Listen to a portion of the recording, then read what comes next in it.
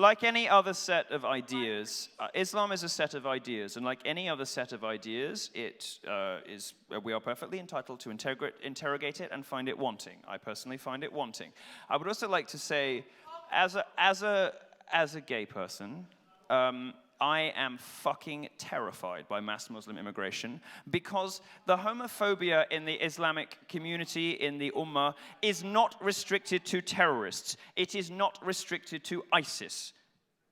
51% of British Muslims believe that gay sex should be against the law. This is not Muslims in Syria. This is not Muslims in Raqqa. This is Muslims who live 3 streets away from me. Every other one of them believes that my lifestyle should be illegal. 39% of British Muslims believe that a woman should always obey her husband. Where the fuck are feminists on that?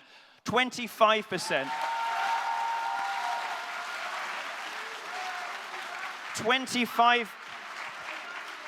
25% of British Muslims believe that Sharia law should be instituted, which under certain circumstances treats a woman's... Milo, he's trying to narrow in on a question. Well, I'm going to finish. Treats a woman's testimony as worth half of a man's. The Queers for Palestine, possibly the stupidest people to walk the face of the earth, overlook the statistic that 97% of Palestinians believe that homosexuality is an unacceptable lifestyle choice. I'm not scared by terrorists, I'm scared by Islam. Resident advisors, they're being offered an optional training course called Stop White People 2K16. Supposedly this is diversity training, but some say it's actually racist. Ben Shapiro joins me now, an attorney and editor-in-chief of the Daily Wire, which broke this story. Ben, good to see you. What's this about? So basically, there's a resident assistant program, a training program. 40 to 50 RAs attended it, and the goal was to teach all of these RAs how to deal with white privilege and all of the racism inherent on the campus, to explain that reverse racism didn't really exist, and to correct the misconceptions of all of what they called the undereducated people who think things like white privilege is a buzzword for leftism, and that people should actually be treated equally without regard to their race. So this is just plain leftist politics under the guise of re-education by a bunch of resident assistants. The university says, of course, that they had nothing to do with the content, but they assured everybody that retroactively there was nothing really objectionable. They were just using the term "stop white people" facetiously. It was a joke. Stop. I mean, can you imagine if there was a program like "Stop Black People"? The reaction that we'd get at a state, at a publicly funded university? Yeah, I mean, the whole thing is absurd, of course. I mean, if you even try to give a lecture sponsored by a group on campus that has anything to do with race, there's a good shot that you'll be protested and shut down. Yeah, as you know, firsthand. Yeah, exactly. They can actually run a program called Stop White People 2K16, and it's totally fine, neglecting, of course, the fact that most of the taxpayers in the state of New York are white and therefore subsidizing their education. Presumably most of the people giving the grants to the State University of New York are white. But yeah, this is what the student says. The student group says, this is Vice President for Student Affairs, says, look, it wasn't anti-white. We're trying to improve people's ability to handle conflicts around the issues of diversity and race, and it was very respectful. And, you know, only a couple people complained. Oh, to whom? Respectful to whom? Again, as you say, I mean, you title this thing "Stop Black People," and the entire country shuts down. President Obama sends the DOJ to investigate. You call it "Stop White People," and that's just another way of expressing yourself. It's just a way of bringing up conflict. I mean, listen, this is the sort of intellectual rigor that I would expect from the Harvard of Binghamton. Who do you think they protested for? The thug, the criminal, because they're hollering police brutality. Are you kidding me? Police brutality? How about black brutality? You black people, my black people, you are the most violent I have ever seen in my life. You're shooting at the police. Police drops your ass. Oh, poor so-and-so. He died due to police brutality. 127 homicides later, y'all want to holler police brutality? We're hollering Black Lives Matter. He had his chance to matter. He chose his path. He chose his destiny. Jamila never got her destiny. She never got her promises. Her life mattered. Her dreams mattered. Her vision mattered. She could have been the next Secretary of State. She could have been the next Attorney General. She never got a chance. And where was the outrage over her? You do acknowledge that there is police brutality, but you say it pales in comparison to black-on-black murder. A lot of people on your side, but a lot of people are not on your side as well. You have people calling you, critics calling you everything but a child of God. And they're calling you a white man's bed, and this is harsh language, I warn everyone, a white man's bed wench, even a house nigger. What do you say to them? Bite me.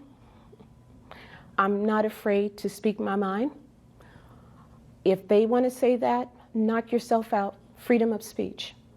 But the truth hurts, and they know, deep down inside, they know I am telling the truth. You served your country very well.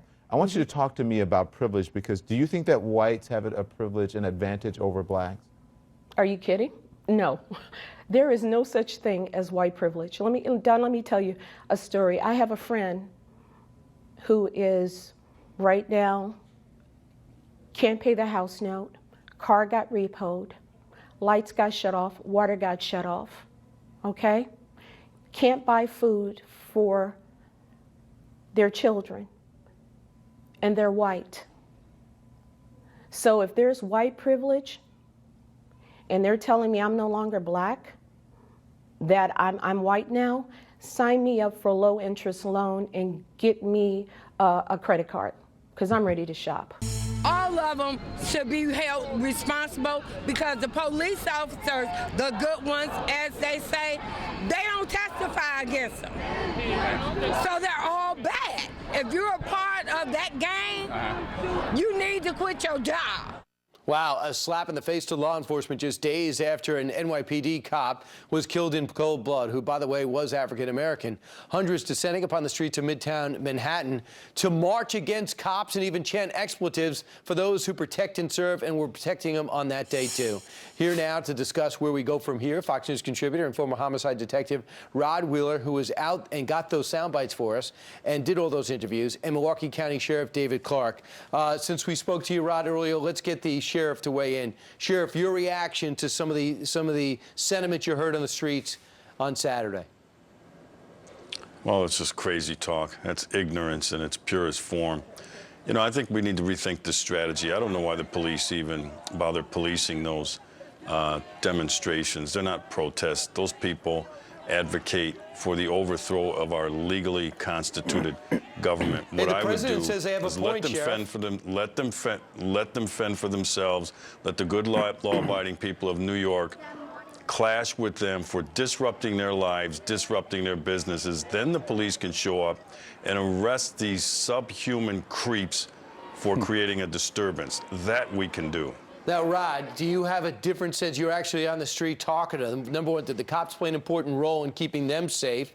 And you tell me about the sentiment you heard. They did, Brian. I mean, the cops were out there. You know, I must say that the police were taking a lot of verbal abuse while they were out there, and it was really unfortunate. But I also must say that the police did not turn their backs on the citizens, and even the people that had the biggest mouths out there, the folks that I was talking to, if they were to call those police officers today, those same police officers would still be there to assist them. Look, Brian, it was just last week when a young New York police officer was gunned down in cold blood right here in this city where I'm at now. And you know what? This officer hasn't even been eulogized yet, and these people are out there talking about deaths to cops. So I think it's ridiculous, and I wish that the politicians would speak up a little bit more, because actually, you know what I think? I think a lot of these protesters get their energy from some of these liberal politicians. That's just my opinion. And Rod and Sheriff, I want to bring it to the president. I'll just paraphrase what he said. Essentially, he says these are people who are very angry, and they're standing up because this has been a wrong that has not been righted yet. Your reaction? But you know what, though, Brian? A lot of the people I talked to, I'm sorry, Sheriff, a lot of the people that I talked to,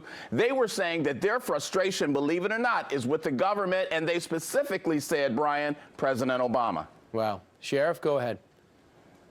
Well, first of all, there is no police brutality in America. We ended that back in the 60s.